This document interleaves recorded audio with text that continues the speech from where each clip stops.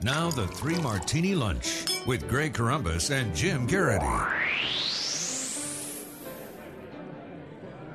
And welcome, everyone, to the Monday edition of the Three Martini Lunch. Along with Jim Geraghty of National Review, joining us by phone today. I'm Greg Corombos of Radio America. Happy Martin Luther King Day to one and all. We have good, bad, and crazy martinis for you today, as usual. And Jim, we start in an interesting place with a congressional Democrat very much in the good martini.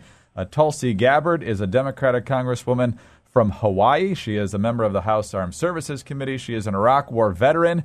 She was on CNN with Wolf Blitzer recently, and she just tore into the Obama administration for refusing to identify who our enemy is in the war on terror. And just listen to this. What is so frustrating now, as we look at the situation there, our administration refuses to recognize who our enemy is. And unless and until that happens, then it's impossible to come up with a strategy to defeat that enemy.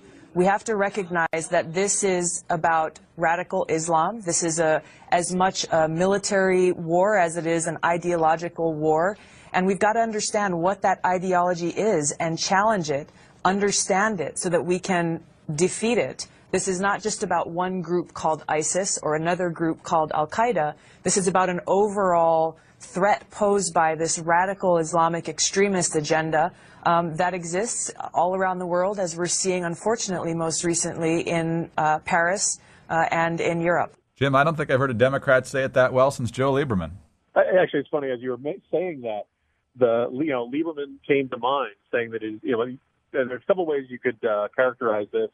One is to say it's hard to be a hawk in a dovish party, but maybe we don't even need to, classify it that way. Just to say it is difficult to be a realistic person in a party that is looking at it unrealistically. And so on the one hand, both literally and metaphorically, she deserves a salute. And also maybe someone to keep an eye on, because I would contend the world would be a much better place if both parties had a direct, clear, and realistic thought approach to this issue, instead of having one that just kind of wants to assume that this is, this problem is being managed and it's far away and it's not something we really need to worry about too much, because we have to talk about, free community college and things like that.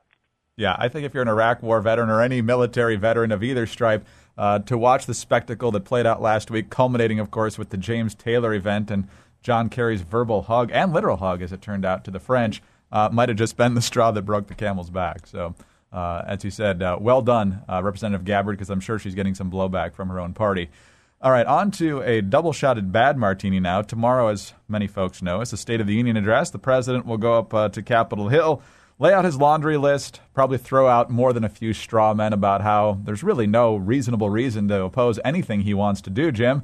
One of which now, again, of course, is taxing the rich even more.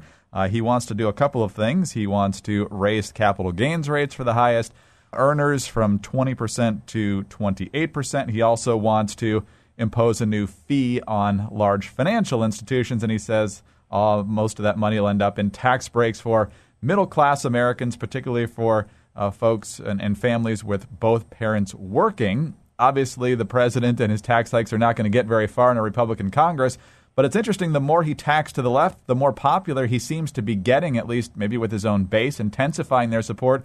New Washington Post poll shows his approval rating at 50%, the highest since early 2013, Jim. Yeah, it's interesting. I was just reading something that suggested that what we're seeing in those numbers is a happier mood in the economy. About 41% are saying they think the economy is doing pretty well, as opposed to somewhere in the 20s around the midterm elections. I think a lot of that stems from gas prices.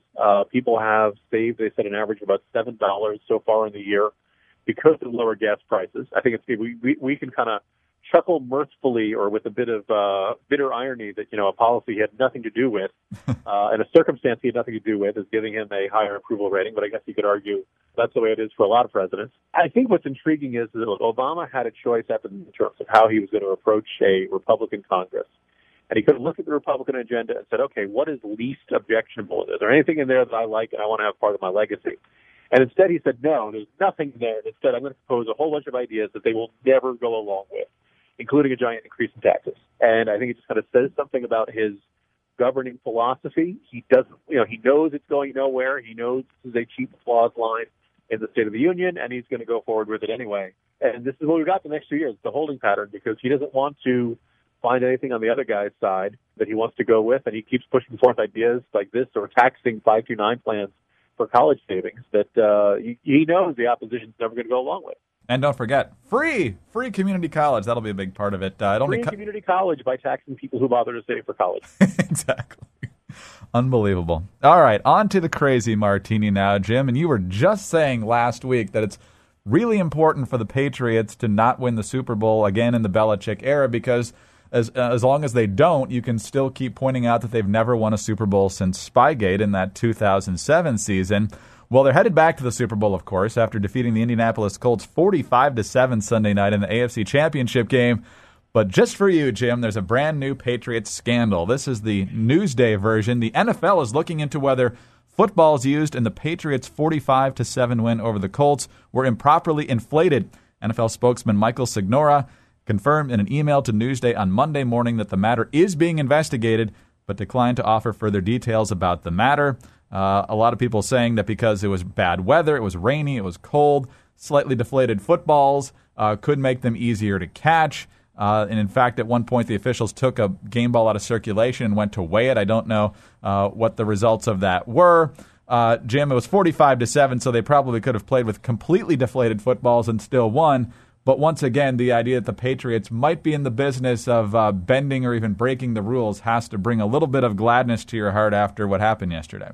I guess I'm going to say this is a pretty bad, crazy martini on two levels, Greg. One being that the Patriots won, and two, I wouldn't want to be the Indianapolis Colts, an otherwise good team that just had a terrible day yesterday.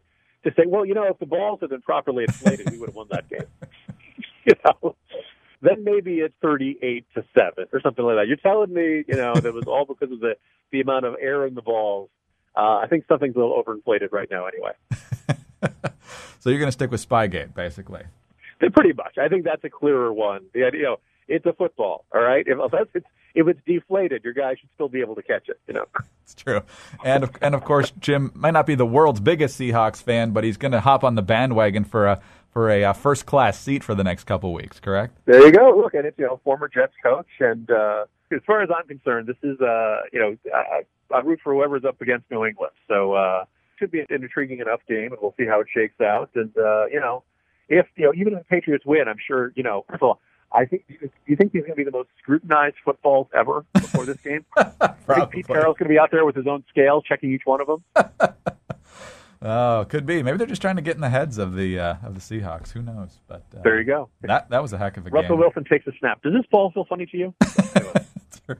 Jim, very good. We'll pick it up tomorrow. We'll talk to you then. See you tomorrow, Greg. Jim Geraghty of National Review. I'm Greg Corombos of Radio America. Thanks for being with us today, and be sure to tune in on Tuesday for the next 3 Martini Lunch.